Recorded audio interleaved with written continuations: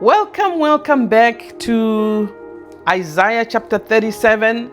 Today we are reading about Jerusalem's deliverance foretold. So Prophet Isaiah foretold the deliverance of Jerusalem. Verse 1 starts by saying, when King Hezekiah heard this, he tore his clothes and put on sackcloth and went out to the temple of the Lord. He sent Hezekiah, the palace administrator, Shebna, the secretary, and the leading priests, all wearing sackcloth, to the prophet Isaiah, son of Amos. They told him, this is what Hezekiah says. This day is a day of distress and a day of rebuke and a day of disgrace. As when children come to the moment of birth, and there is no strength to deliver them.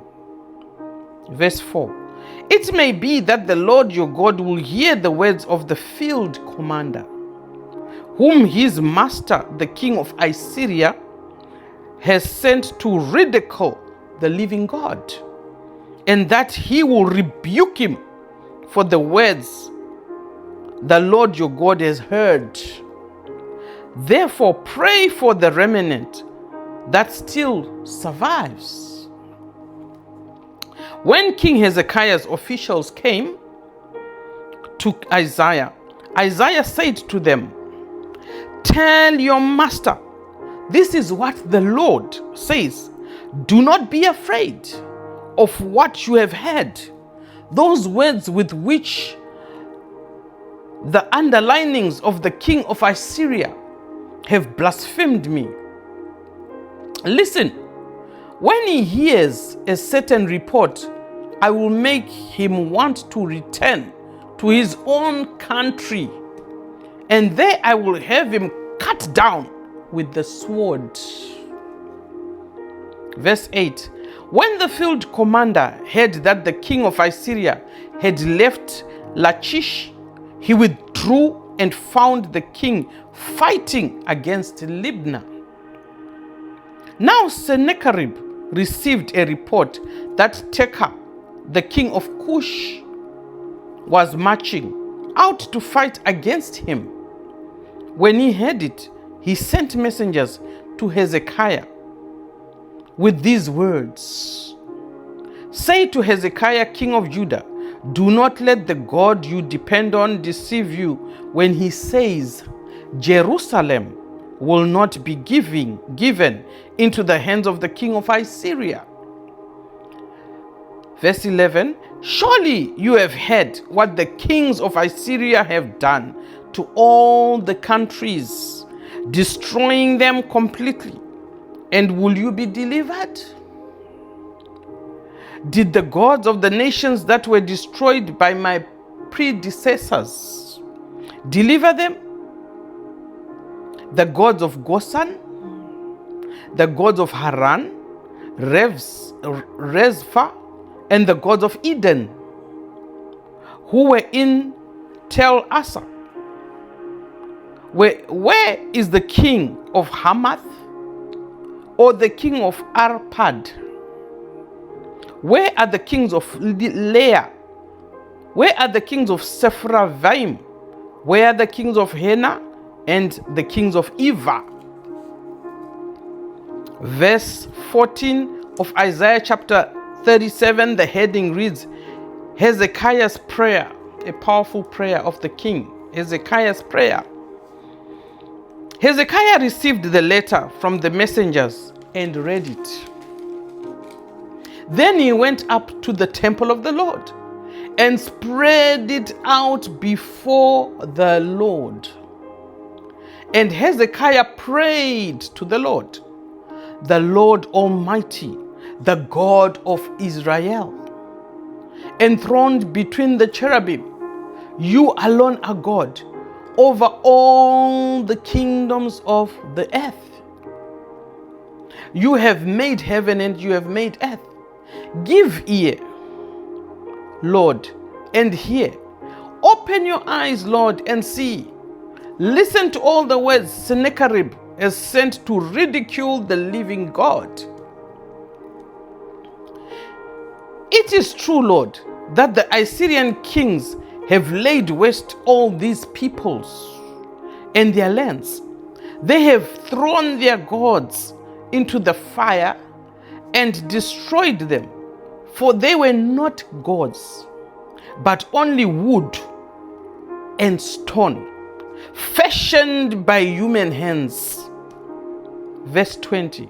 Now, Lord our God, deliver us from this hand, so that all the kingdoms of the earth may know that you are Lord, and you are the only God.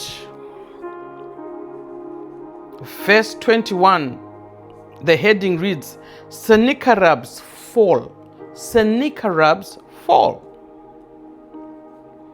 Then Isaiah, son of Amos, the prophet, sent a message to Hezekiah, the king.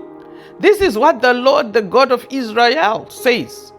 Because you have prayed to me concerning Sennacherib, king of Assyria, this is the word the Lord has spoken against him. Verse 22. Virgin daughter Zion despises and mocks you. Daughter Jerusalem tosses her head as you flee. Who is it you have ridiculed and blasphemed? Against whom have you raised your voice and lifted your eyes in pride? Against the Holy One of Israel? By your messengers you have ridiculed the Lord, and you have said, with my many chariots I have ascended the heights of the mountains, the utmost heights of Lebanon. I have cut down its tallest cedars, the choicest of its junipers. I have reached its remotest heights, the finest of its forests. Verse 25. I have dug wells in foreign lands and drunk the waters there. With the soles of my feet, I have dried up all the streams of Egypt. Have you not heard? Long ago, I ordained it. In the days of old, I planned it. Now I have brought it to pass, that you have turned fortified cities into piles of stone. Verse 27. Their people, drained of power, are dismayed and put to shame. They are like plants in the field, like tender green shoots, like grass sprouting on the roof, scorched before it even grows up. But I know where you are, and when you come and when you go, and how you rage against me. Because you rage against me, and because your insolence has reached my ears, I will put my hook in your nose and my bit in your mouth, and I will make you return by the way that you came. Verse 30 of Isaiah chapter 37. Verse 30. This will be the sign for you, Hezekiah the king. This year you will eat what grows by itself, and the second year what springs from that. But in the third year, sow and reap. Plant vineyards and eat their fruit. Once more, a remnant of the kingdom of Judah will take root below and bear fruit above. Verse 32. For out of Jerusalem will come a remnant, and out of Mount Zion a band of survivors. The zeal of the Lord Almighty will accomplish this. Therefore, this is what the Lord says concerning the king of Assyria. He will not enter this city or shoot an arrow here. He will not come before it with a shield or build a siege ramp against it. By the way that he came, he will return. He will not enter this city, declares the Lord. Verse 35. I will defend this city and I will save it for my sake and for the sake of David, my servant. Then the angel of the Lord went out and put to death 185,000 in the Assyrian camp.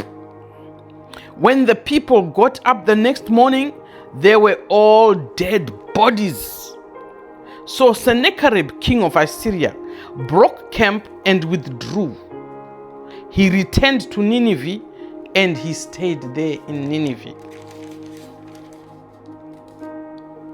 One day, while he was worshipping in the temple of his god, Nisroch, his sons Admalek and Sharezer killed him with the sword, and they escaped to the land of Ararat and Erodon. His son Esarhaddon succeeded him as king. Thank you.